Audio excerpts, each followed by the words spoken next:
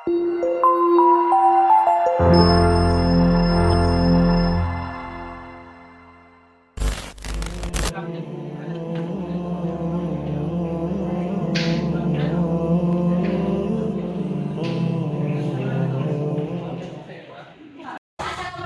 warahmatullahi wabarakatuh. Waalaikumsalam warahmatullahi wabarakatuh.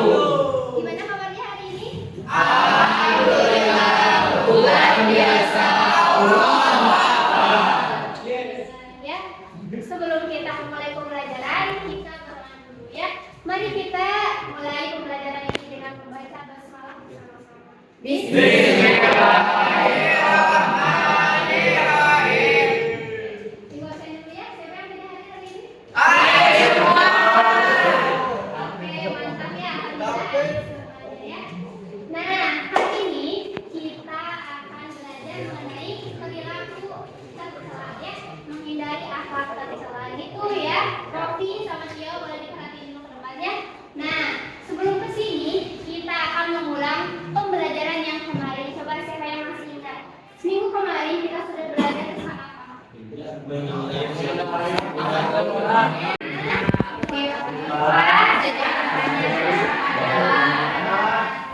Boleh sambil dibuka HKS-nya? Nah, sekarang memasuki ke pelajaran perilaku tercela. Paragraf berapa akhlak tercela? 45.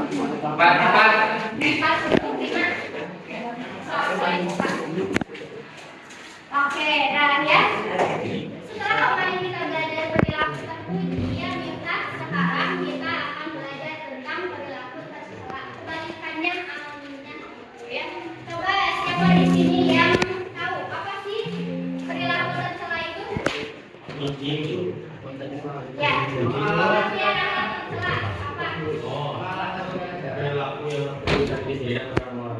Oke, kalau kemarin akhlak terpuji, Redi, adalah akhlak yang sesuai dengan aturan.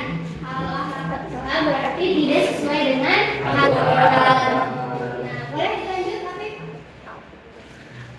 Nah, sekarang apa aja sih yang akan kita bahas hari ini? Yang pertama, kita akan membahas tentang licik. Ya. Kemudian yang kedua tentang pengertian tamak dan juga ciri-cirinya. Poin yang ketiga, kita akan membahas tentang pengertian zalim dan ciri-cirinya. Kemudian yang keempat ada pengertian dan cara menghindari diskriminasi. Dan yang terakhir adalah dampak atau bahaya perilaku licik, tamak, zalim dan diskriminasi. Boleh dilanjut, Afif? Nah, sekarang sebelum kita melanjutkan ke materi, ada video, boleh kalian simak. Kemudian nanti Ibu minta 2 orang untuk menjelaskan apa sih isi dari video ini. Gitu ya. Silakan ditonton.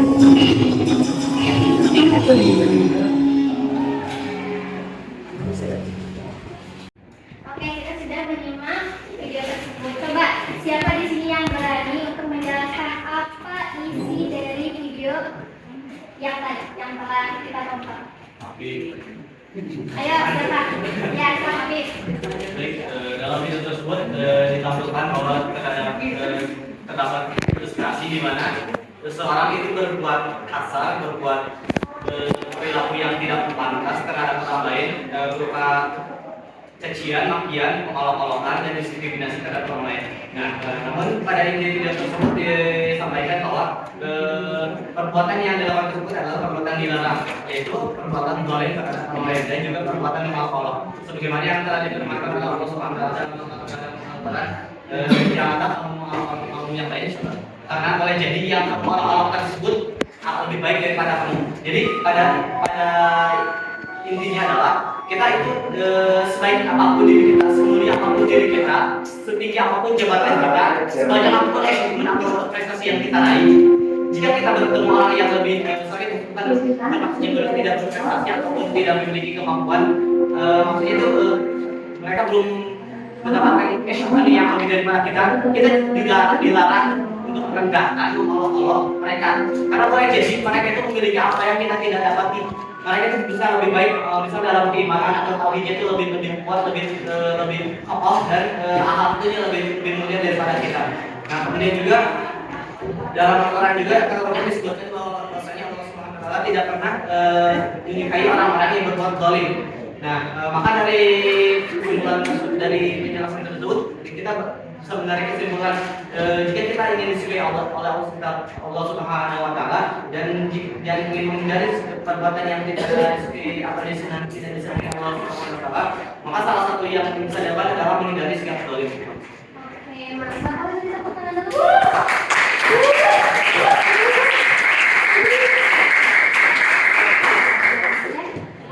Ya, betul tadi yang dikatakan oleh Hafiz gitu ya.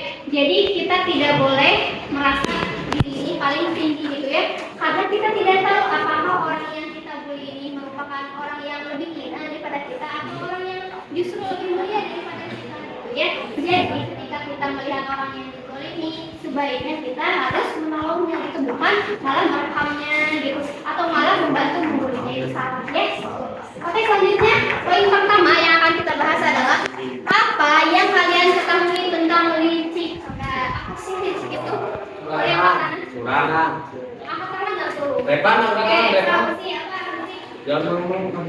Sifat licik atau sifat buruk yang sangat merugikan bagi diri sendiri maupun bagi orang lain. Dan sifat licik juga memiliki arti banyak atau orang itu memiliki akal yang buruk sehingga dia dapat melakukan perilaku licik kepada orang lain dan pandai dalam menipu. Oke, ada lagi? Licik, apa sih licik? Kayak sih. Slide berikutnya, Afif. Nah, di sini ada licik.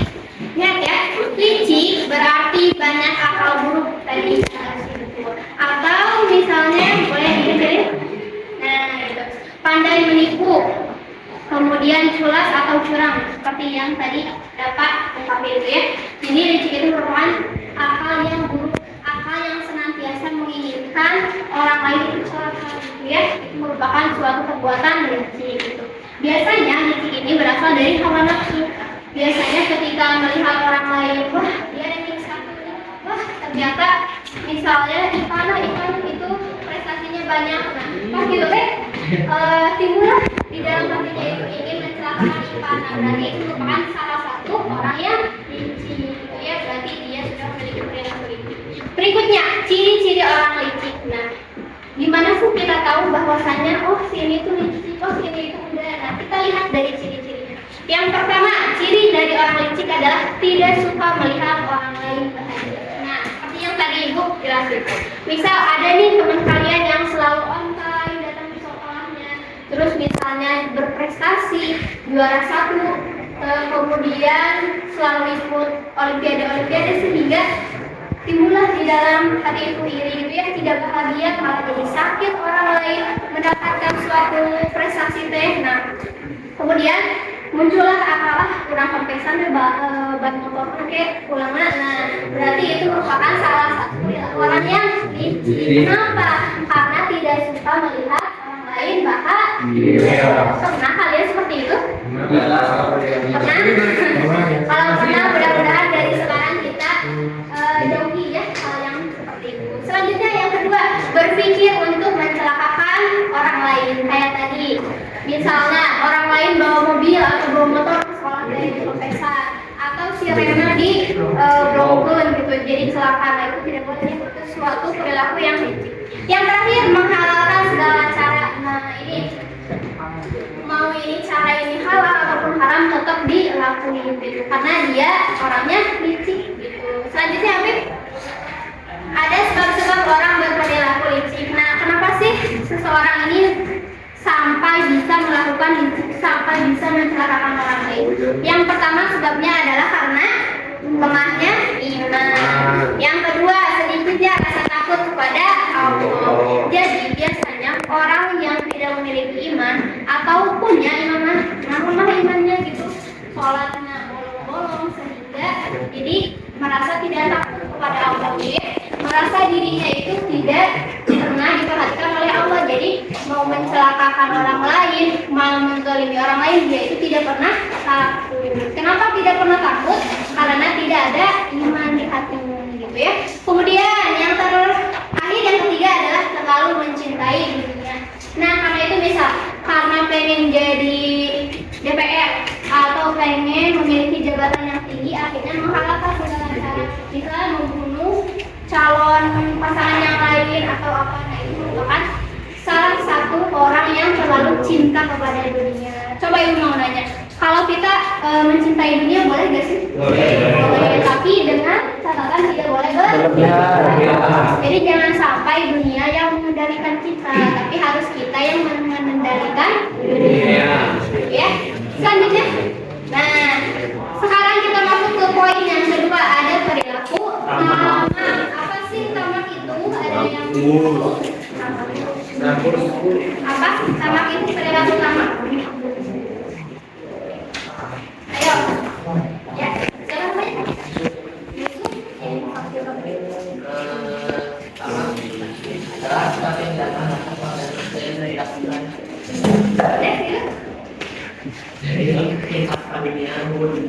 Oke, ada lagi? Sikap tidak pernah merasa puas. Itu kata Yusuf. Ada lagi? Coba dari yang lain. Apa sih sifat tamak itu? Serakah boleh. Apa lagi? Tidak bersyukur, Bu. Tidak bersyukur. Apa lagi?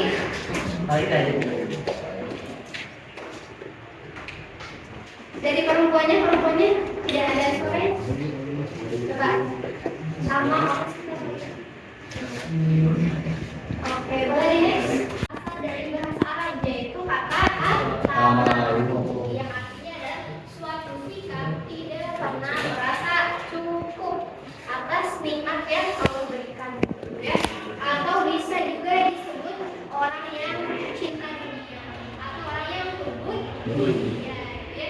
Jadi orang yang tamak kata tadi adalah orang yang serakah, ya, tidak pernah merasa puas. Misal di rumahnya itu udah punya mobil, udah punya rumah yang bagus, udah punya motor, tapi dia itu tetap kayak merasa kurang gitu, ya. Merasa ada yang kurang, pengen yang lebih lagi gitu, ya. Nah, itu merupakan salah satu orang yang bersikap sama. Boleh kita bersikap sama? Tidak boleh. Tuh, secara istilah tamak adalah terlalu cinta dunia yang berlebihan. Kalau cinta dunia saja boleh, tapi harus tahu batasan, ya. Tidak boleh begitu. Selanjutnya, ciri-ciri orang yang berperilaku tamak. Kita boleh mengklaim si itu merupakan orang yang tamak. Nah, gimana cirinya? Yang pertama adalah selalu mencintai harta. Seperti tadi, udah punya uang banyaknya, tapi dia sampai merasa kurang, gitu, ya. Kumpulkan diri terus gitu. Sebenarnya tidak apa-apa mengumpulkan harta, tetapi kita juga harus bersyukur, gitu, ya. Ulah ayah orang misal pengemis minta nih, kita nggak mau bersedekah padahal uang kita sudah banyak, udah miliaran seperti gitu, ya. Kemudian yang selanjutnya, yang kedua, serakah dan mengumpulkan harta yang besar. Tidak bersifat bakhil atau pelit. Nah, kata itu tadi ada pengemis atau ada anak kecil yang biasanya badut-badut, gitu, ya. Nah, kalau kita misal punya dan juga mampu, ya, setidaknya kita kasih, gitu, ya. Jadi kasih uang boleh, kasih makanan boleh, gitu, ya. Kita bersedekah. Jadi jangan sampai pelit, jangan sampai kikir. Jadi justru banyak harta itu jangan sampai rumahnya lamun misalnya abi ngasih kabadra 100.000, oke, abi bakal kekurangan hartana, gitu, ya. Nah, jangan pernah merasa takut kekurangan harta, gitu, ya. Tadi ada yang lewat di sifat liciknya, ada kisah di zaman Rasulullah yang diabadikan di dalam Al-Quran. Coba ada yang tahu kisah siapa yang diabadikan karena dia berperilaku licik?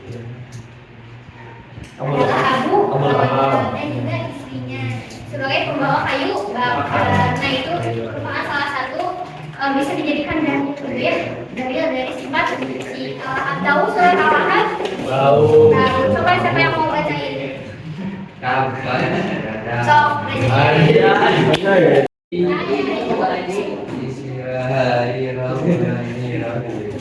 Nama tiada ilah sama agnan anhuma luhu wa ma'akatan ayat lana romdana habiwa wa'atul hamad ta'amun tinggi bihan amrun.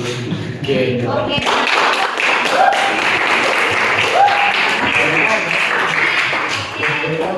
Bisa merupakan dalil dari sifat benci, gitu, ya. Boleh selanjutnya. Nah, poin yang ketiga, kita akan membahas tentang poling. Tidak asing lagi nih poling. Poling itu Dolim itu secara etimologi berasal dari lulus Arab itu doluman atau dolamu yang berarti kegelapan, doluman kegelapan. Sedangkan secara terminologi istilah adalah orang yang sedang berada dalam kegelapan atau orang yang sedang dalam kesesatan. Jadi dapat disimpulkan bahwa dolim merupakan suatu perilaku yang dilakukan oleh suatu pihak, namun perilaku tersebut tidak sesuai dengan syariat maupun ketentuan yang telah diajarkan atau ditentukan secara hukum.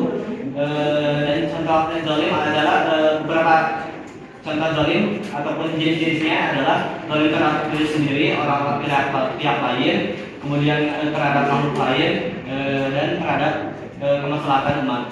Oke, mantap. Ada lagi? Apa sih zalim itu? Tadi yang dikatakan sama Abi betul. Nah, jadi zalim itu adalah meletakkan sesuatu tidak pada tempatnya. Atau kembali dari akar terpuji apa sih? Yang definisi menempatkan sesuatu pada tempatnya disebut apa? Menempatkan sesuatu pada tempatnya. Disiplin. Sikap terpuji yang kemarin. Adil. Adil atau adalah. Ini kebalikan dari adalah zalim. Adalah dan adalah dia beda. Zalim artinya hanya menempatkan sesuatu tidak pada tempatnya, itu bisa disebut zalim. Nah, pastilah zalim itu merupakan suatu dosa gitu ya, dan harus ditinggalkan, tidak boleh dilakukan. Kemudian selanjutnya ciri-ciri orang yang berperilaku zalim. Kita bisa melihat dia lagi melakukan perbuatan zalim nih. Nah, seperti apa? Bisa disebut orang zalim itu misal yang pertama adalah suka berpaling dari perintah Allah. Apa sih perintah Allah apa ya? Haji, zakat, yuk kalian lagi bersedekah, itu merupakan perintah Allah ya. Nah, pasti orang yang zalim itu suka berpaling. Aina waktunya sholat malah main game. Ya, sama itu. Ada apa paling depan?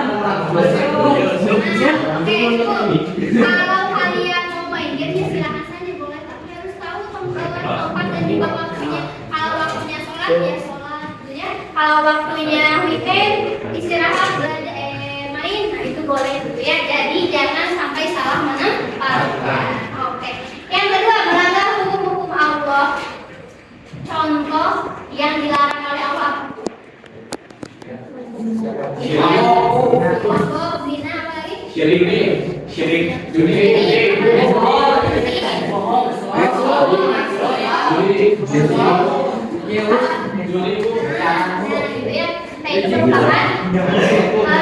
Sesuatu yang dilarang oleh Allah. Jadi orang yang senantiasa berperilaku zalim itu pasti akan melanggarnya gitu ya.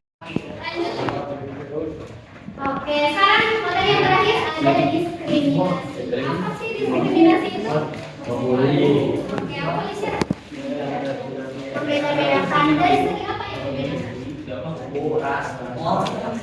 masih beli. Ya, itu ras, bahasa, ya. Oke, Ipan boleh diperhatiin dulu depan Ipan. Nah, ya. Betul tadi kata Yusuf. Oke, dilanjut dulu. Nah, diskriminasi dalam KBBI. Apa KBBI? Yang kita adalah perbedaan perlakuan terhadap sesama warga negara. Ya, misal gini, kita itu ini temannya kalian. Terus ada teman kalian yang misalnya terkena musibah gitu. Tapi kalian enggak tolong, kenapa dari tolong karena misalnya ada circle sendiri. Ya, boleh banget. Itu merupakan salah satu perilaku orang yang melakukan diskriminasi terhadap golongan. Karena misalnya Badra ada bukan teman-teman Yusuf, ya, selain zalim itu juga merupakan perilaku diskriminasi, gitu ya. Yang selanjutnya cara menghindari diskriminasi. Gimana sih caranya ya sih supaya kita itu tidak melakukan diskriminasi? Yang pertama adalah suka bersilaturahmi. Ya, jadi pasti misalnya orang ini kelas 10B orang jalan-jalan misalnya kemana, nah itu kan pasti ya bersilaturahmi. Tapi kalau misalnya kalian mau jalan-jalan semuanya. Jadi ulah misalnya yang ini ikut yang limaan kok belajar saya sama bisa nyusahkeun. Nah, ulah akhirnya makanya diskriminasi dan bolehnya kalau misalnya mau bareng-bareng ya semuanya gitu ya. Ya selanjutnya bersikap tasamu. Apa sih tasamu itu? Tasamu. Toleran atau menghargai ya. Biasanya ya kalau di kampus besar itu kalau berorientasi Islam kan ada sih yang berbeda agama, ada yang Kristen, ada yang Islam. Nah, disitulah kita harus bisa pandai untuk menerapkan sikap tasamu toleransi. Kalau dia Kristen beribadahnya beda ya tidak apa-apa, itu hak dia, itu boleh dipaksa. Hari itu sholat Kristen dulunya. Nah, jadi kita harus menghargai orang lain, jangan dipaksa gitu ya. Atau misalnya di dalam kelas nih berbeda pendapat, misalnya Deden sama Yasir berbeda pendapat nih. Nah, dipaksa Deden Yasir orang kayak itu gitu. Nah, udah deh itu merupakan satu terdapat diskriminasi. Nah, tidak memaksakan kepercayaan sendiri kepada orang lain dan yang bisa dilatih. Oke, selanjutnya. Nah, yang terakhir ada dampak atau bahaya perilaku licik karena zalim dan diskriminasi. Ternyata ya dari perilaku tercela ini ada kerugian, ada dampak negatifnya. Kalau kemarin perilaku terpuji itu ada dampak positifnya, kalau sekarang perilaku tercela pasti ada dampak negatifnya atau bahayanya untuk diri sendiri atau orang lain. Apa aja? Yang pertama hidupnya selalu resah. Jadi orang yang melakukan perilaku tercela itu tidak merasa tenang, dia sok bisa gitu. Atau misalnya udah boleh nih ke orang lain memperskin bana. Jadi itu kayak apa? Namanya mungkin orang sana ada tangan gitu. Kemudian misalnya yang bisa dilaporkan ke polisi. Nah, itu merupakan dampak dari perilaku tercela.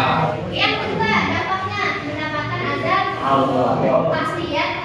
Selain mendapatkan azab di dunia, juga akan mendapatkan azab di akhirat. Tetapi berbeda kalau dengan perilaku zalim. Nah, kalau zalim selain dari hubungan kita dan juga Allah, kita juga harus meminta maaf kepada orang yang dizalimi.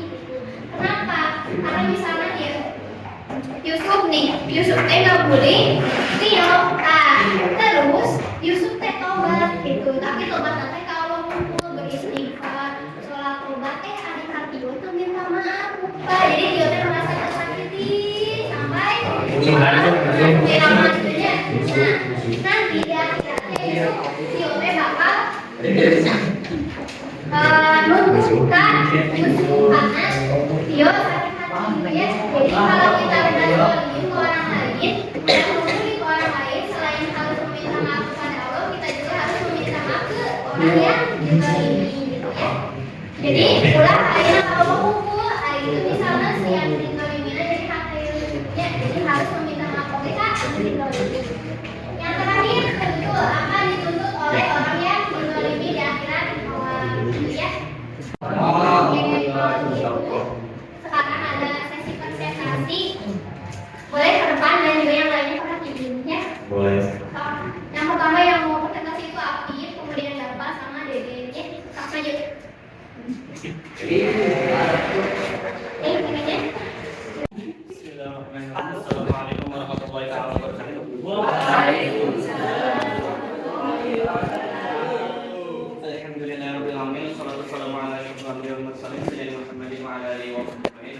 Akhlak tercela. Nah, dari akhlak tercela ini, kenapa sih kita harus belajar? Pertama, dalam pembelajaran akhlak tercela ini kita bisa tahu apa saja sih hukum dari akhlak tercela ini, dan apa sih pengertian akhlak tercela dan bagaimana hukumnya. Kemudian, bagaimana ciri-cirinya juga. Setelah itu, bagaimana cara menghindari agar kita tidak terjerumus ke dalam akhlak tersebut. Baik, yang pertama adalah licik. Licik kalau di sini dijelaskan di tertera dimaksudkan merupakan satu sifat buruk yang sangat merugikan bagi diri sendiri maupun orang lain. Memiliki sifat licik artinya orang itu banyak akal yang buruk, lihai dalam menipu, licin, curang dan culas.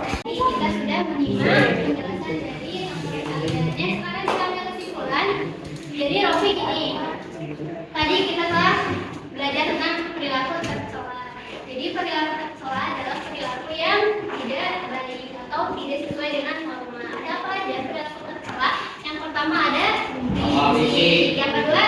Yang pertama licik. Licik adalah perilaku yang curang atau banyak akal buruknya. Yang kedua ada tamak. Tamak itu bisa diartikan serakah atau apa? Ya, tidak bukan merasa cukup. Yang ketiga ada zalim. Apa itu zalim? Ya, tidak menempatkan sesuatu pada tempatnya. Dan yang terakhir ada diskriminasi, yaitu membeda-bedakan atau memperlakukan orang lain dengan berbeda, ya. Nah, sekarang ada soal, tetapi kalau misalnya sekarang tidak dulu, boleh nanti diselesaikannya, tapi harus hari ini ya. Itu dibagiin. Ini dibagiin ya. Di sini ada PG, kemudian ada esai. Nanti untuk esainya diisi aja di belakangnya udah masih kosong.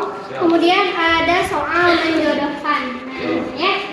Memasangkan di sini ada pertanyaan, kemudian ada jawaban. Kalian tinggal tulis saja misal yang pertama, apa saja bahaya dari perilaku zalim? Misalnya jawabannya C, senang mengumpulkan harta. Tinggal tulis saja di sini C, gitu ya. Jadi gak usah disilang, tulis saja di sini C. Gitu. Paham? Ini kalau lagi.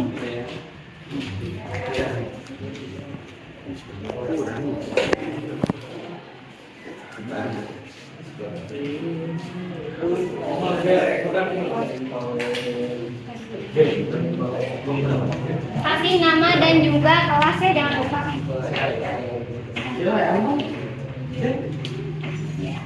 Alhamdulillah pembelajaran kita sudah selesai. Karena hari ini merupakan pertemuan terakhir ya, karena insya Allah tanggal 29 itu penutupan PAT ya. Dan kalian juga mau PAT itu ya, ibu doakan mudah-mudahan kalian diberikan kelancaran, diberikan kesehatan ya. Juga ibu harap jangan ada yang keluar lagi dari kelas ini ya. Kalian itu keluarga, jadi harus saling membantu menutupi. Ya. Ibu mohon maaf kalau selama pembelajaran ibu misalnya ada yang sakit hati, ada yang misalnya pukul atau ada teman ibu yang menyakiti, ibu mohon maaf. Mau dimaafin? Amin. Oh, oke ya. Oke, sekian dari ibu.